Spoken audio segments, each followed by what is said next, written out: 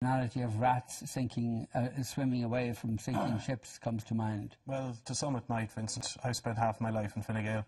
It's a very, very tough decision to make, but as mayor of my town, we're the largest regional town, we had nearly 9,000 people on the streets. I take from that a very clear message. The people who were out at the weekend were not activists, they were not protesters in general, they were just people who can't go any further. And I think from last weekend to the date of the next general election, this is a lost argument. The people have made the decision, they're not happy. But why wouldn't you stay within Fine Gael and make that argument? Yeah, well, I, like many other local representatives, would have been making the point over a long period of time, but nothing is changing.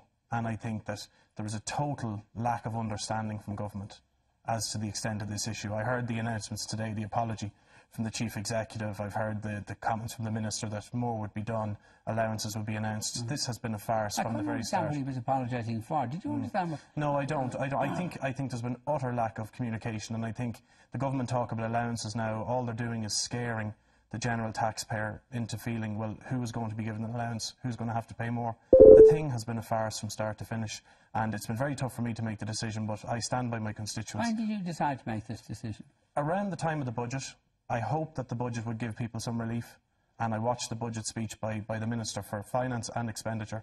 There was nothing there, and at that point I realised that the government just were not aware of the extent of the issue, and last weekend it just cemented that view. But you didn't get round to resigning until you saw the protests in Drogheda?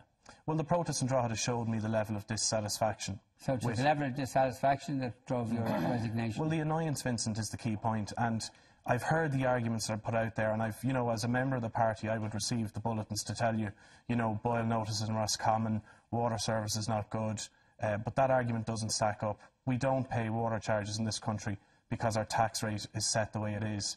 Then we ask people to pay a property tax. They go with that. They dig us out of the recession. And on top of that, now we put in a water charge. It's just simply not going to happen. I believe the people of this country have hit the wall, and they're not going to go any further with the government. And the issue with that is that all of the work that's been done to date to get the country back on track potentially could be lost. Most of it was done by Fianna Fáil, you know that, don't you? But they said, well, that's one point, but most of it was done by... It's a fact. Yeah, but most of it was... Well, two-thirds was done by Fianna Fáil. Of which? Brian Lenihan's budgets made two-thirds of the fiscal adjustments that needed to be made. Well, that's one point, but most of it's been done... It's not just one point. That's the way it is. But the main point, Vincent, is the Irish people have done most of the work.